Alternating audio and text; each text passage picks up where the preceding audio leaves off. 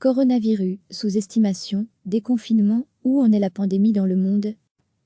Plus de 6 millions de personnes ont été contaminées par le nouveau coronavirus à travers le monde, avec une forte expansion au Brésil, devenu le 4e pays, le plus endeuillé par la pandémie qui continue de ralentir fortement l'économie mondiale.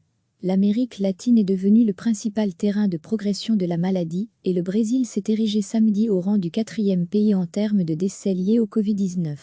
Selon le ministère de la Santé, 28 834 personnes sont mortes de la maladie apparue en Chine en décembre, un bilan qui le place derrière les États-Unis, 103 758 morts, le Royaume-Uni, 38 376, et l'Italie, 33 340, et devant la France, 28 711. Et 465 166 personnes y ont été infectées. Face à ces chiffres que des experts jugent largement sous-évalués, l'appel du président d'extrême droite Jair Bolsonaro à une reprise des championnats de football a créé la polémique. Les footballeurs sont jeunes et sportifs, comme les footballeurs sont jeunes et sportifs, le risque de mort s'ils attrapent le virus est infiniment réduit, a-t-il déclaré, fidèle à son discours minimisant la pandémie, au nom de la préservation de l'économie. Chez le voisin péruvien, deuxième pays d'Amérique latine le plus touché, plus de 155 000 cas ont été confirmés et 4 371 morts. En Bolivie, 4 des 9 régions du pays, dont Santa Cruz de la Sierra, la plus touchée, ont annoncé samedi qu'elles allaient étendre les mesures de confinement à l'encontre des décisions du gouvernement central. Le vice-président équatorien Otto Sonolzne a lui annoncé que les îles des Galapagos, patrimoine naturel de l'humanité, rouvriraient au tourisme à partir du 1er juillet. Nous pouvons déjà commencer à penser à l'avenir, à la réactivation, à ce que les Galapagos deviennent très bientôt la première destination touristique sûre en termes de santé, a-t-il déclaré. Alors que le Covid-19 a fait plus de 366 000 morts dans le monde, la décision du président américain Donald Trump de couper définitivement les vivres à l'Organisation mondiale de la santé, OMS, qu'il accuse de complaisance envers la Chine, a provoqué la stupeur. L'Union européenne lui a demandé samedi de reconsidérer sa décision. La coopération et la solidarité mondiale, par le biais d'efforts multilatéraux, sont les seuls moyens efficaces et viables de gagner cette bataille à laquelle le monde est confronté, a-t-elle déclaré. Richard Horton, rédacteur en chef de la prestigieuse revue médicale britannique The Lancet, a dénoncé une décision folle et terrifiante et accusé le gouvernement américain de JOUER, aux voyous en pleine urgence humanitaire. Donald Trump avait annoncé le mois dernier suspendre la contribution financière des États-Unis au budget de l'OMS, dont ils étaient le principal bailleur de fonds, avant d'annoncer vendredi qu'il rompait tout lien avec l'agence onusienne. Avec l'amélioration de la situation sanitaire en Europe, les restrictions continuent d'y être levées. L'Italie a rouvert au public samedi la tour de Pise, un des plus célèbres symboles de l'attrait touristique du pays. En France, la population a pu renouer avec ses parcs et ses jardins après plus de 2 mois de fermeture. En Espagne, les clubs du championnat de football pourront lundi se remettre à l'entraînement collectif total, dernière étape avant le redémarrage de la compétition le 11 juin. Degré à lire aussi, coronavirus en Belgique, ce dimanche 31 mai, 40 nouvelles hospitalisations et 195 nouveaux cas, ces dernières 24 heures, l'Espagne pourrait permettre le retour des touristes allemands, français ou scandinaves dès la deuxième quinzaine de juin, dans le cadre d'un projet pilote, dans les archipels des Baléares et des Canaries. Cependant au Royaume-Uni, de nombreux experts et membres de l'opposition jugent prématurée la décision du gouvernement de passer lundi à la phase suivante du déconfinement. Je pense que c'est risqué, car nous avons toujours un grand nombre de cas dans le pays, a déclaré John Edman, membre du comité scientifique conseillant le gouvernement, soulignant que l'Angleterre seule connaît près de 8 000 nouvelles contaminations par jour. Soucieux comme d'autres pays de relancer sa machine économique, l'Inde a aussi annoncé samedi un assouplissement du confinement malgré un nouveau record quotidien de contamination. À compter du 8 juin, édifices religieux, hôtels, restaurants et centres commerciaux pourront rouvrir. Le PIB indien a connu au premier trimestre sa croissance la plus faible depuis 20 ans. Les dommages économiques provoqués par la pandémie ont poussé le Chili et le Pérou à demander des lignes de crédit sur 2 ans au Fonds monétaire international, FMI, pour un total de presque 35 milliards de dollars. Le produit intérieur brut, PIB, de l'Italie a chuté de 5,3% au premier trimestre par rapport au précédent, de même que celui de la France, qui entre en récession. L'économie canadienne s'est contractée de 8,2% en rythme annuel au premier trimestre, la chute la plus brutale depuis début 2009. En Thaïlande, des millions de personnes, qui vivaient de petits boulots avant la crise sanitaire, se retrouvent sans revenus. Sans les dons de nourriture, je vais devoir me battre encore plus pour que ma famille survive, déplore Tanapa Nwadi, qui avant la crise était mototaxi, et sa femme livreuse à Bangkok, quasi fermée depuis 2 mois.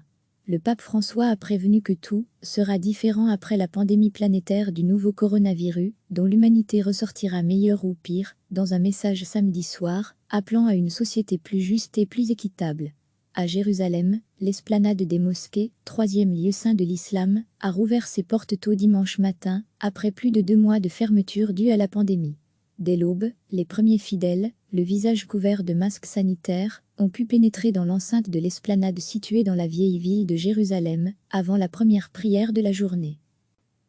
Plus de 6 millions de personnes ont été contaminées par le nouveau coronavirus à travers le monde, avec une forte expansion au Brésil, devenu le 4e pays, le plus endeuillé par la pandémie qui continue de ralentir fortement l'économie mondiale. L'Amérique latine est devenue le principal terrain de progression de la maladie, et le Brésil s'est érigé samedi au rang du 4e pays en termes de décès liés au Covid-19. Selon le ministère de la Santé, 28 834 personnes sont mortes de la maladie apparue en Chine en décembre, un bilan qui le place derrière les États-Unis, 103 758 morts, le Royaume-Uni, 38 376, et l'Italie, 33 340, et devant la France, 28 711. Et 465 166 personnes y ont été infectées. Face à ces chiffres que des experts jugent largement sous-évalués, l'appel du président d'extrême droite Jair Bolsonaro à une reprise des championnats de football a créé la polémique.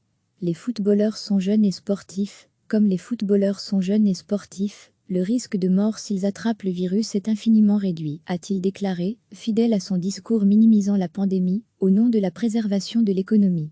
Chez le voisin péruvien, 2e pays d'Amérique latine le plus touché, plus de 155 000 cas ont été confirmés et 4 371 morts. En Bolivie, 4 des 9 régions du pays, dont Santa Cruz de la Sierra, la plus touchée, ont annoncé samedi qu'elles allaient étendre les mesures de confinement à l'encontre des décisions du gouvernement central. Le vice-président équatorien Otto Sonolzne a lui annoncé que les îles des Galapagos, patrimoine naturel de l'humanité, rouvriraient au tourisme à partir du 1er juillet. Nous pouvons déjà commencer à penser à l'avenir, à la réactivation, à ce que les Galapagos deviennent très bientôt la première destination touristique sûre en termes de santé, a-t-il déclaré. Alors que le Covid-19 a fait plus de 366 000 morts dans le monde, la décision du président américain Donald Trump de couper définitivement les vivres à l'Organisation mondiale de la santé, OMS, qu'il accuse de complaisance envers la Chine, a provoqué la stupeur. L'Union européenne lui a demandé samedi de reconsidérer sa décision.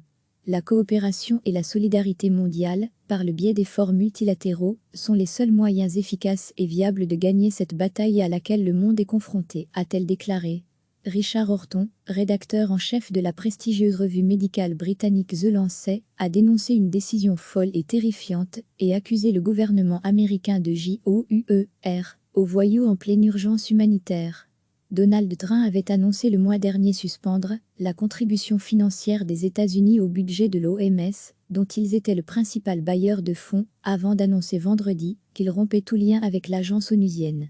Avec l'amélioration de la situation sanitaire en Europe, les restrictions continuent d'y être levées. L'Italie a rouvert au public samedi la tour de Pise, un des plus célèbres symboles de l'attrait touristique du pays. En France, la population a pu renouer avec ses parcs et ses jardins après plus de 2 mois de fermeture. En Espagne, les clubs du championnat de football pourront lundi se remettre à l'entraînement collectif total, dernière étape avant le redémarrage de la compétition le 11 juin. Degré à lire aussi, coronavirus en Belgique, ce dimanche 31 mai, 40 nouvelles hospitalisations et 195 nouveaux cas, ces dernières 24 heures. L'Espagne pourrait permettre le retour des touristes allemands, français ou scandinaves dès la 2e quinzaine de juin, dans le cadre d'un projet pilote, dans les archipels des Baléares et des Canaries. Cependant au Royaume-Uni, de nombreux experts et membres de l'opposition jugent prématurée la décision du gouvernement de passer lundi à la phase suivante du déconfinement. Je pense que c'est risqué, car nous avons toujours un grand nombre de cas dans le pays, a déclaré John Edman, membre du comité scientifique conseillant le gouvernement, soulignant que l'Angleterre seule connaît près de 8 000 nouvelles contaminations par jour. Soucieux comme d'autres pays de relancer sa machine économique, l'Inde a aussi annoncé samedi un assouplissement du confinement malgré un nouveau record quotidien de contamination. À compter du 8 juin, édifices religieux, hôtels, restaurants et centres commerciaux pourront rouvrir. Le PIB indien a connu au premier trimestre sa croissance la plus faible depuis 20 ans. Les dommages économiques provoqués par la pandémie ont poussé le Chili et le Pérou à demander des lignes de crédit sur 2 ans au Fonds monétaire international, FMI, pour un total de presque 35 milliards de dollars. Le produit intérieur brut, PIB, de l'Italie a chuté de 5,3% au premier trimestre par rapport au précédent, de même que celui de la France, qui entre en récession. L'économie canadienne s'est contractée de 8,2% en rythme annuel au premier trimestre, la chute la plus brutale depuis début 2009.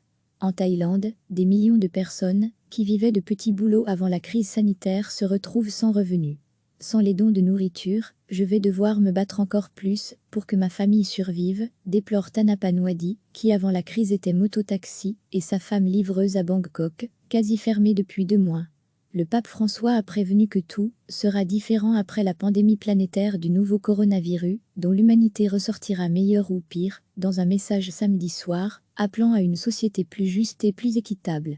À Jérusalem, l'esplanade des mosquées, 3e lieu saint de l'islam, a rouvert ses portes tôt dimanche matin, après plus de 2 mois de fermeture due à la pandémie. Dès l'aube, les premiers fidèles, le visage couvert de masques sanitaires, ont pu pénétrer dans l'enceinte de l'esplanade située dans la vieille ville de Jérusalem, avant la première prière de la journée. Cliquez sur s'abonner pour recevoir les dernières nouvelles.